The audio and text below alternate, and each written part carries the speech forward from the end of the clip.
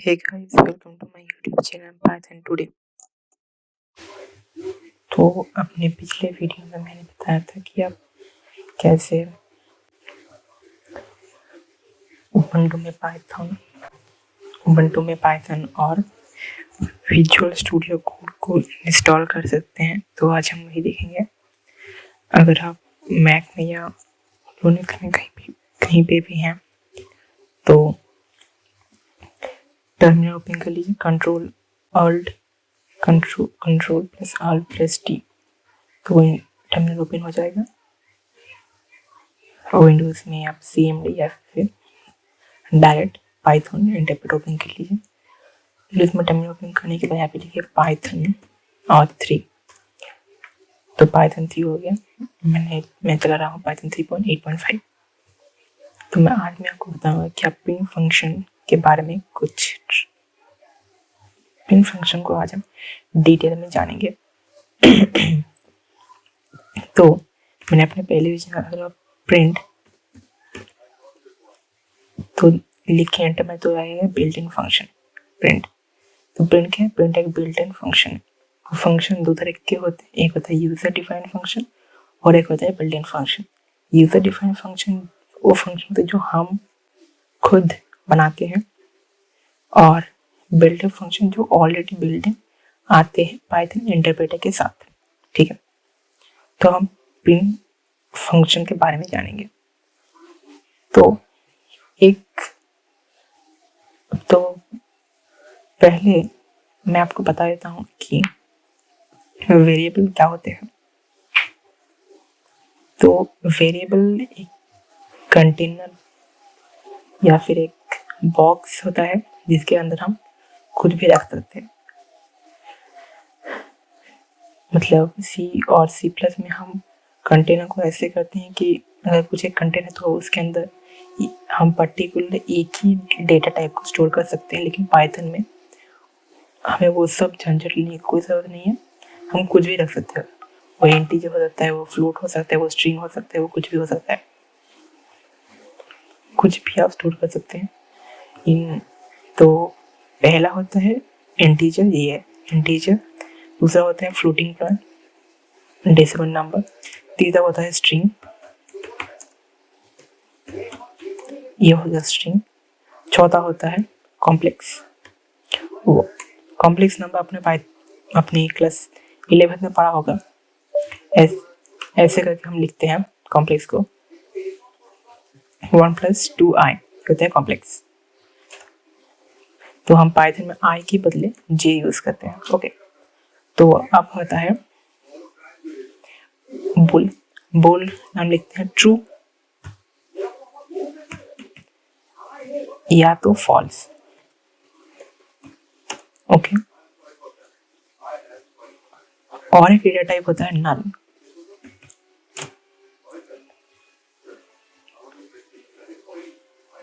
Mainly यही होते हैं, और भी होते हैं जैसे कि लिस्ट,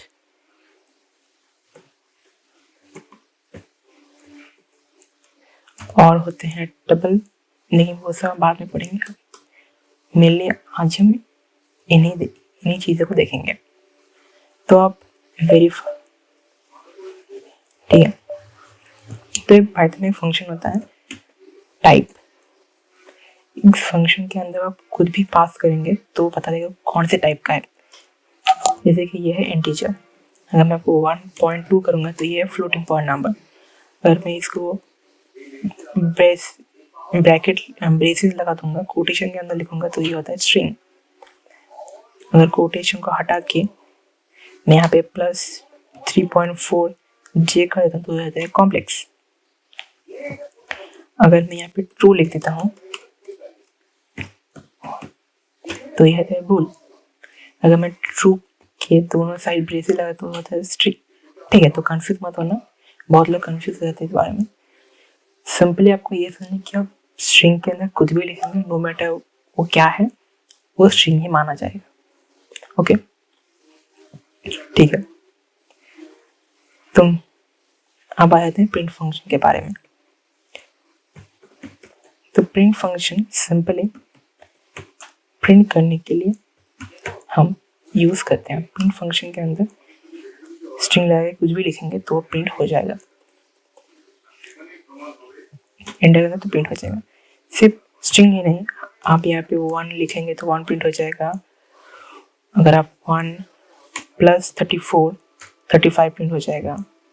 अगर आप 1 4 मल्टीप्लाई, ये एस्ट्रिक होता है पाइथन में अंदर, पाइथन के अंदर ये जो एस्ट्रिक है हम इसको ही मल्टीप्लाई बोलते हैं, तो ये होता है मल्टीप्लिकेशन। डिवीजन कर सकते हैं आप ऐसे भी, और अगर आप डबल लगा देंगे ऐसे तो ये होता है स्टैंडर्ड डिवीजन। मतलब ये इंट रिटर्न करता है। आप देखते हैं ये फ्लोटिंग पॉइंट नंबर रिटर्न कर रहा है, लेकिन ये इंट ही रिटर्न करता है। अगर मैं ऐसा करूँ,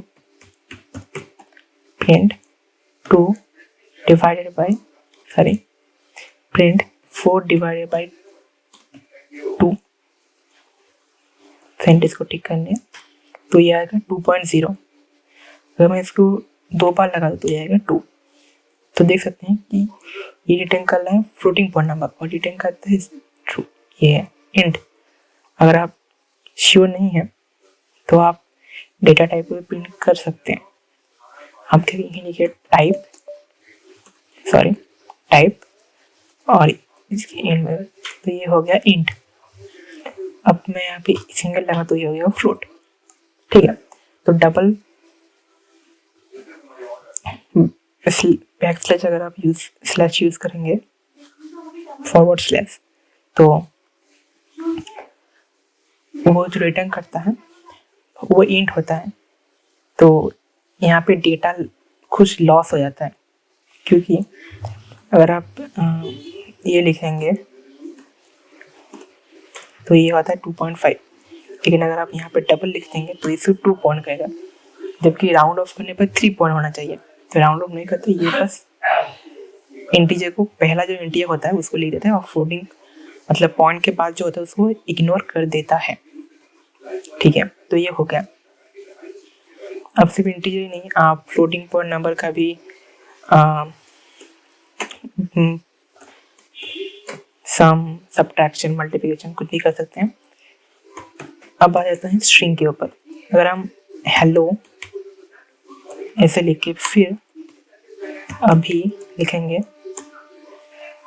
तो ऐसा प्रिंट होगा। मैं इसको यहाँ हेलो और यहाँ पे स्पेस लगा के और देते हैं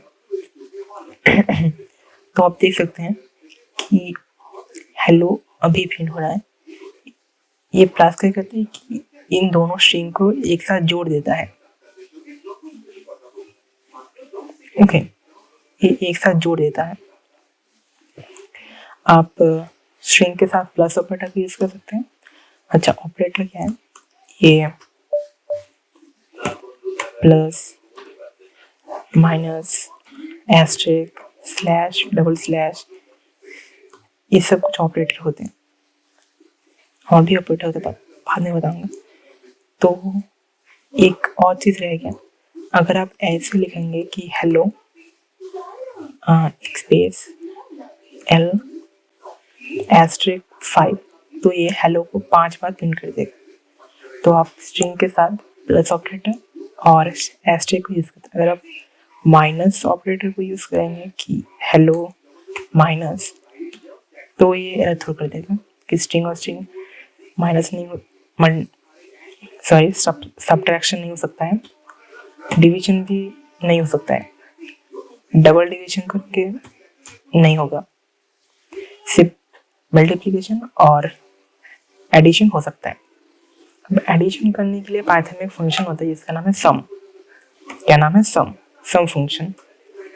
ये देखिए, ये भी बिल्ट इन फंक्शन है, बिल्ट इन फंक्शन सम।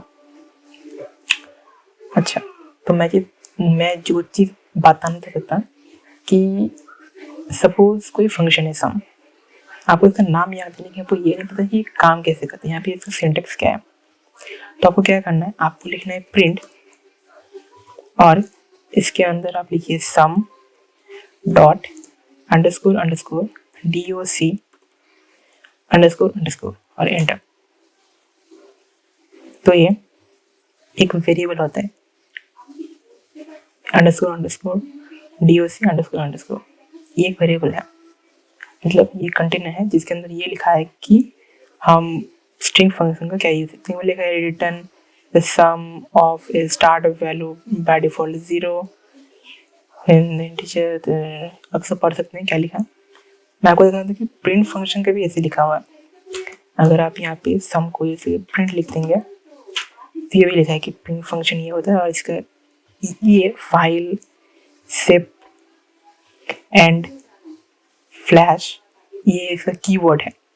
ये देखिए pass print value of a stream or the sys dot standard output by default optional keyword argument. तो ये कीवर्ड आर्गुमेंट है। हम ये स्पीड और ये एंड इन दोनों को देखेंगे आज। यहाँ पे देखिए लिखा हुआ है कि स्ट्रिंग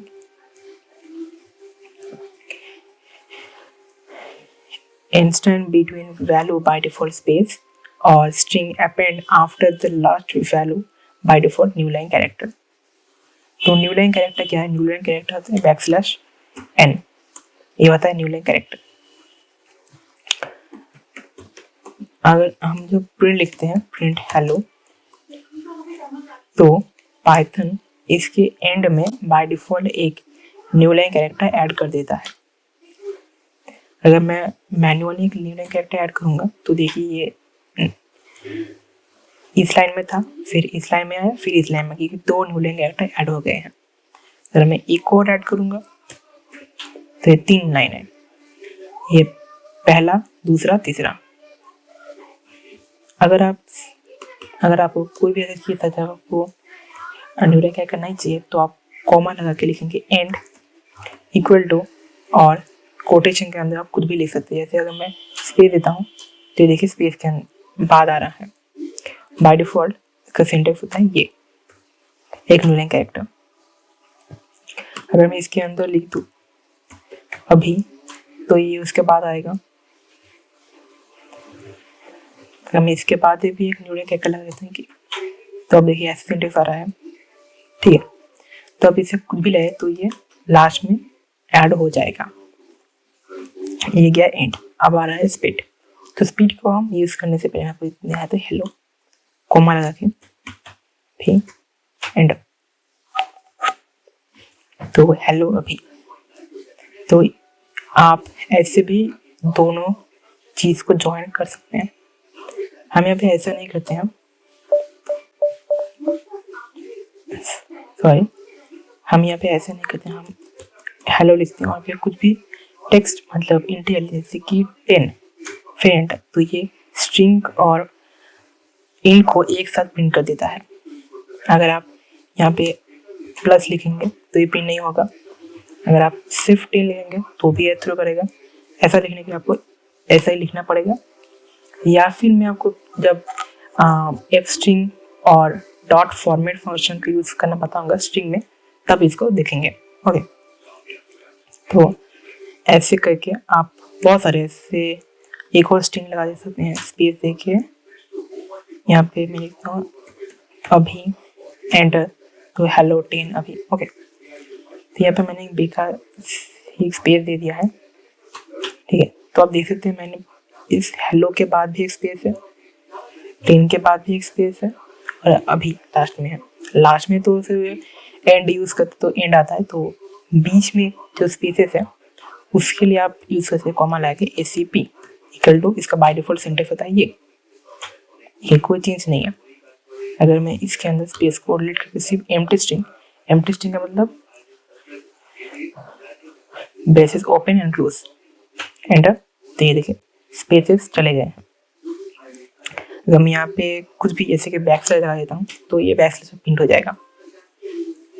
कुछ भी अगर मैं यहाँ पे न्यू लाइन कैरेक्टर दे देता हूँ तो न्यू लाइन में आएगा। तो ये हो गया।